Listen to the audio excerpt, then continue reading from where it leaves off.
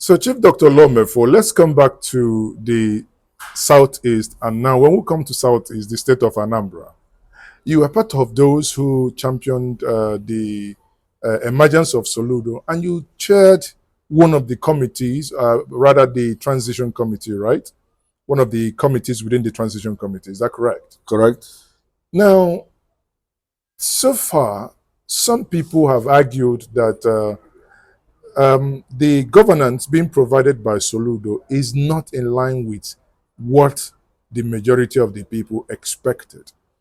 I know you may have seen the video making rounds where a woman, or rather in Oka, where some individuals, their wares were being destroyed, and many argue that that could have been better managed.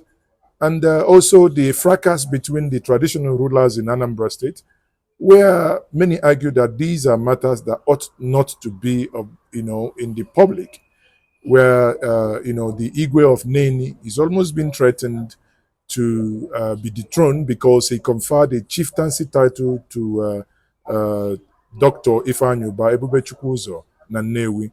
As someone who is, or many can argue that you are part of the inner caucus, but we don't know how close you are to that caucus. So, what's your take in all this, and what's your view of Soludo's governance and governance style in Anambra State?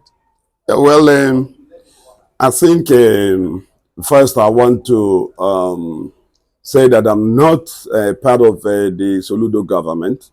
I was part of one of the many teams that prepared his entry, his grand entry. And that was the Soludo Transition Committee chaired by Obi Ezekwesili. Yes, I chaired a subcommittee called this Inclusive Growth, and we came around our work looking at Soludo's robust manifesto. There's another governmental document that Soludo himself chaired, Anambra 2070, and then a few other documents that we brought together to tease out the blueprint for his takeoff as the transition committee. So that's the extent I would say I am involved, right? Mm-hmm. It's important to establish this because I don't know where the inner caucus is coming from. But Soludo is somebody I know well enough, even before he became the governor of Anambra State. And he's somebody I understand really well. And I believe it was on the strength of that he nominated me to his transition committee. And that said, coming now to the issues you raised, traditional rulers trying to sanitize the Anambra environment, especially Oka, so that it will bear the image of a true state capital and all that. Yes, I agree with those who said that the situation could have been better handled. And I believe that some people who are given certain responsibilities, they will do it to the best of their abilities. And that is it. Because I do believe that, in all honesty, rather than destroy the wares, I would have adopted a different approach. I would have, for example, go to those places at night and remove the stalls, because these are table markets, right? It means that they remove their wares at night, yes. At night and then bring back in the morning. I will remove the stalls at night after warning them at least 3 times, and making the warnings really public, so that, because it's a matter of perception, yeah. So that the Anambra will understand why I want those places cleaned out and why they needed to relocate. And then after that, I will go at night, Nicodemously, and remove those things. After removing, first thing in the morning, I will be seated there with mobile courts to try whoever would want to put something up again. I believe that if this approach is taken, very simple as it seems, there wouldn't have been any hula baloo that we are witnessing at the moment. So, of course, Soludo is just one person, and everything that is done, he takes a credit and the blame, right? I guess that is what is going on. Yes. Because he didn't go there himself. And I do know that the Soludo I know will not approve that method. He will not. And I do know also that since there is this public outcry, they will have to review their approach to it. The same thing goes to what has happened with the altercations between Soludo and the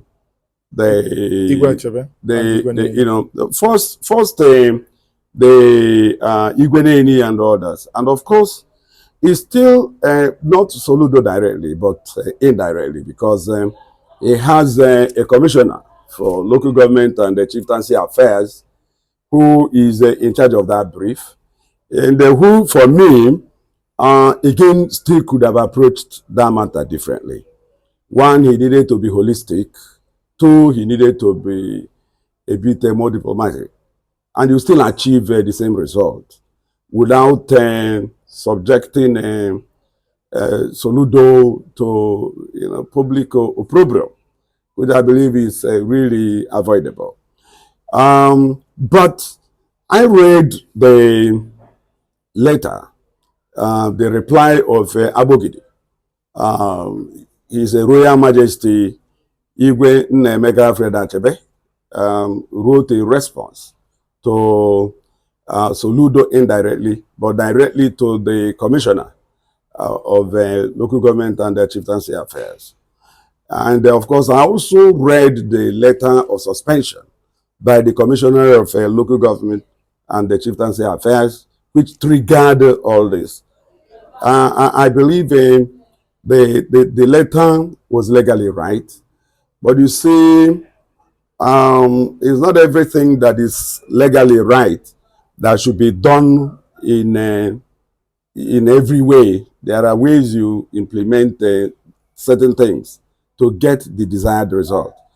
And again, like I said earlier, if a different approach was also adopted, you will still get the result that you desire without incurring this kind of a backlash.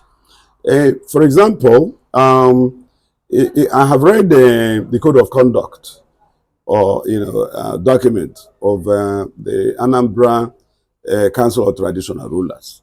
I've also read the law. There is an extant law, for Anambra traditional rulers. I think it was enacted in 2007 and then revalidated in 2020. If you notice, 2007, Soludo wasn't the governor. It was Peter Obi. 2020, Soludo still wasn't the governor. Okay. It was Willie Obiano. He hasn't even modified the law. So he is implementing the law he saw. And the implementation is what is bringing up all these issues now. What does the law say? What does the code of conduct say? It says if you want to confer a chieftaincy title on anybody, you need to write the town of origin of the recipient. And the reason for that is obvious, is to be sure that you are not conferring an honorary title on somebody that is perhaps an outlaw. And the traditional rulers agreed with that and signed it into law. They were part of the process of generating that under Peter Obi and modifying it under Obiano. And Igwe Achebe himself also signed the code of conduct. That, the code of conduct and the law where all these things, all these conditions are stipulated. So, but many of the Igwe in Anambra have observed these laws, the code of conduct, and the Anambra State traditional council's law, they have observed the express provisions of these laws in breach. And the government is trying to restore order and order to ensure that there is decency, there is order, there is process. And of course, people have read all manner of people have read into it political meaning and order. I don't want to go into the political dimensions of it. But there I, is. yeah, well, that becomes somebody's opinion. You know, I would have been taking him into that arena of political permutations if the laws, if the code of conduct, you know, if they did not provide the express process that ought to be followed, you know, that were clearly violated. So I may find it difficult faulting the commissioner because he was within the law. You know, however, I am not happy that Igwe Achebe had to, you know, resort to social media.